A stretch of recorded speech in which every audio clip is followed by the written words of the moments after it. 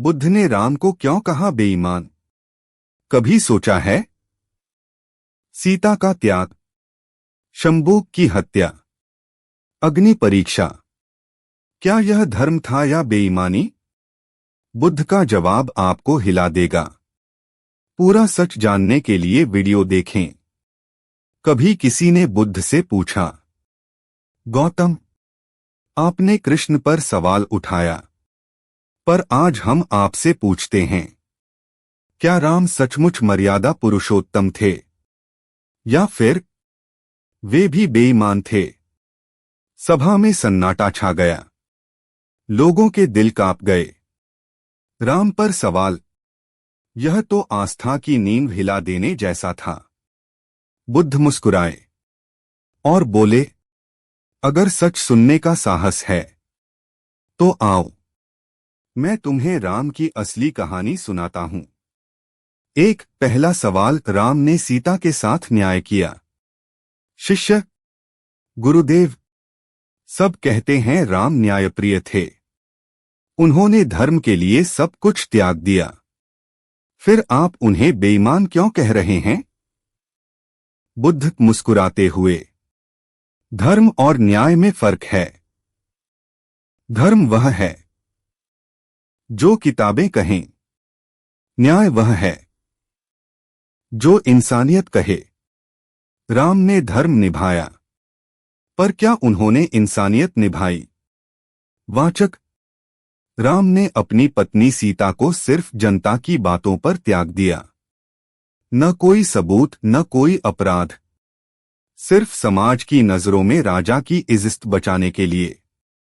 बुद्ध, सोचो, जो पति अपनी पत्नी को जनता की गपशप के आगे त्याग दे, क्या वह इंसानियत के प्रति सच्चा है या फिर बेईमान?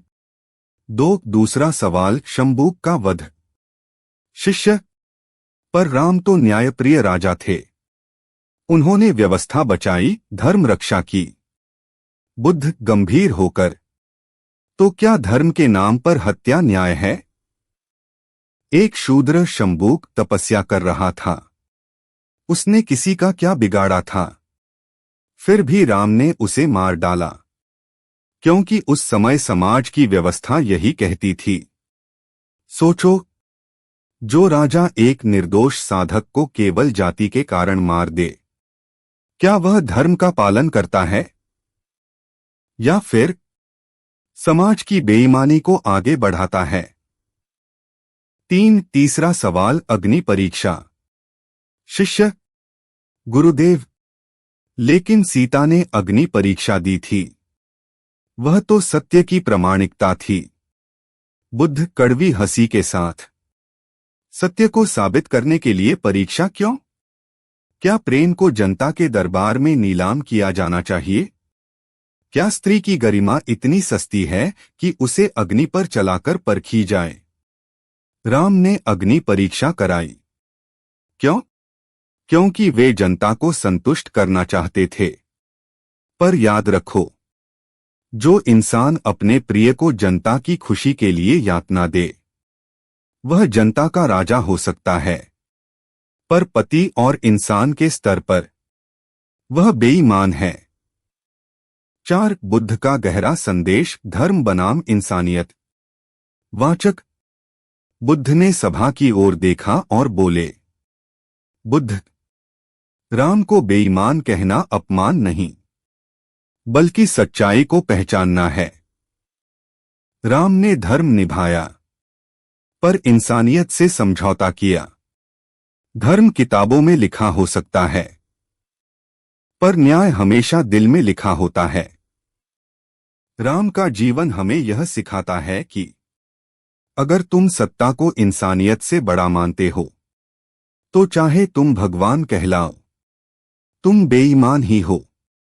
5 राम का जीवन आदर्श या दर्पण। शिष्य, तो गुरुदेव, क्या हमें राम की पूजा नहीं करनी चाहिए? बुद्ध, राम की पूजा करो, उनकी अच्छाइयों को अपनाओ। उनका साहस, उनका त्याग, उनका धैर्य सब पूजनीय है। लेकिन उनके फैसलों को आंख बंद करके मत मानो। राम भगवान नहीं, बल्कि एक दर्पण है, जिसमें हम सत्ता की सच्चाई, समाज की कठोरता और इंसानियत की कमजोरी देख सकते हैं। अगर तुम राम को बिना सवाल किए मानोगे, तो तुम भी उसी बेईमानी के साथी बन जाओगे। 6 दर्शकों के लिए सवाल। वाचक भावुक आवाज में। आज सवाल यह नहीं है कि राम बेईमान थे या नहीं। सवाल यह है, अगर आप राम की जगह होते तो क्या करते? क्या आप अपनी पत्नी को समाज की अफवाहों पर छोड़ देते? क्या आप शूद्र साधक को केवल जाति के कारण मारते? क्या आप अपनी पत्नी से अग्नि परीक्षा कराते?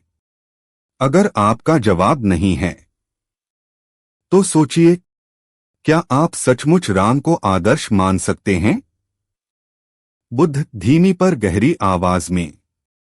राम को पूजना है तो उनकी अच्छाइयों को पूजो। लेकिन अगर तुम आंख बंद करके उनकी हर गलती को धर्म मान लोगे, तो तुम भी उसी बेईमानी का हिस्सा बन जाओगे। याद रखो, भगवान वही है जो इंसानियत को सबसे ऊपर रखे।